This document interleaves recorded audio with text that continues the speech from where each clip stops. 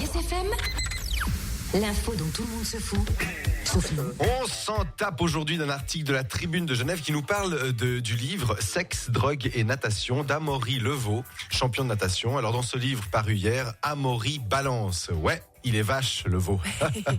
Il nous dit que les amateurs de natation seraient étonnés de découvrir tout ce qui se passe en coulisses. Mais on veut même pas savoir ce que vous vous mettez dans la face. Alors ça y est, il y en avait dans le vélo, il y en a aussi dans la natation maintenant. Mais oui, Valentine, la drogue ne s'adresse pas qu'à ceux qui ont la tête dans le guidon. Amaury Levaux nous explique que la cocaïne est fréquemment employée dans un cadre festif, mais aussi comme produit euphorisant. Alors il faut savoir que Amaury s'est fait choper en train de sniffer un rail de coke entre les seins d'une attachée de presse lors d'une soirée aux Jeux Olympiques de Londres en 2012.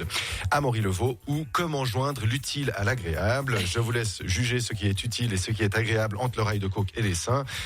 C'est vrai qu'en fait on devrait plutôt dire Amaury Levaux ou comment joindre l'agréable à l'agréable.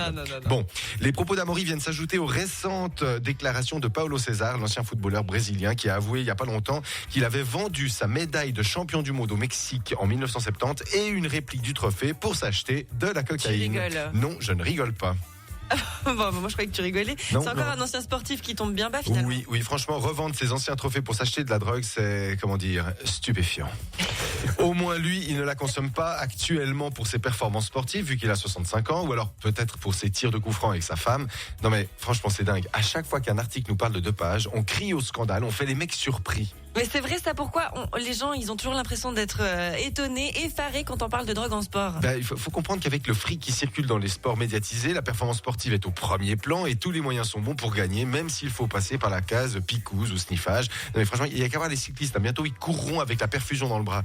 Non mais ce qui est terrible, c'est qu'à force d'en parler, on banalise presque le dopage et on donne des idées aux jeunes qui se disent que pour devenir des stars, il faut se charger en substances. Bon, on parle des cyclistes, mais justement, il faut que tous les sports soient propres. Oui, alors c'est bien là le problème parce qu'on parle de certains sports, mais à voir comment les drogues peuvent améliorer les performances, il faut pas être dupe. Ils sont tous chargés. Entre le bras gauche de Nadal qui fait 2 fois mes cuisses et les mecs qui courent le 100 mètres plus vite que si j'étais à moto, non, franchement, faut pas déconner. Et la Tribune nous liste d'ailleurs divers sportifs qui ont pris de la cocaïne. Ouais, mais non, on ne fait pas toute la liste, sinon on est encore là demain, je pense. Non, j'ai choisi un petit florilège. Alors on commence par Martina Hingis, notre héroïne suisse, contre les positives à la cocaïne à Wimbledon avant de mettre un terme à sa carrière en 2007. Alors elle a été suspendue 2 ans et vu les pubs qu'elle fait pour les machines à laver de Soug, elle aurait au moins pu être blanchie.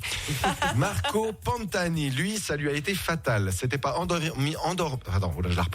C'était pas endormi dans les bras de morphine qu'on l'a retrouvé, mais bel et bien mort dans une chambre d'hôtel suite à une surdose. Alors bon, Pantani, il a d'abord été chopé pour le PO. Ensuite, on trouve des seringues d'insuline dans sa chambre d'hôtel. Il est exclu plusieurs fois du Giro. Donc certains ont dit que les gens voulaient lui faire porter le chapeau. Alors, vu qu'il avait pas un cheveu sur la tête, je pense que ces gens voulaient peut-être qu'il se protège du soleil. Je sais pas. Et puis, on va en prendre encore un. C'est Richard Gasquet qui a été contrôlé positif à la cocaïne en 2009 à Miami. Pour sa défense, le tennisman français a évoqué un baiser d'une fille lors d'une soirée qui lui aurait transmis de la cocaïne. Bien sûr, on y croit. Alors, il a été suspendu à titre provisoire avant d'être blanchi. Lui, il devrait pas avoir une machine Tsug comme Hingis, mais une Millet. En tout cas, il nous a prouvé qu'il avait vraiment arrêté de se droguer vu ses résultats actuels et sa pitoyable défaite contre Federer en finale de Coupe Davis. Quoi qu'il en soit, encore un nouveau livre qui dénonce « Ok, ça va, je me suis dopé, mais je me fais pardonner mes offenses et mes erreurs en balançant les potes et en faisant des révélations. » Amen. Moi, je dis, non, franchement, stop les gars. On s'en fout de vos bouquins, on s'en tape des articles qui font de la pub pour ces livres écrits de la main gauche sur un coin d'une table. Merde. Merci beaucoup, Sarkis, De rien. pour ce coup de gueule.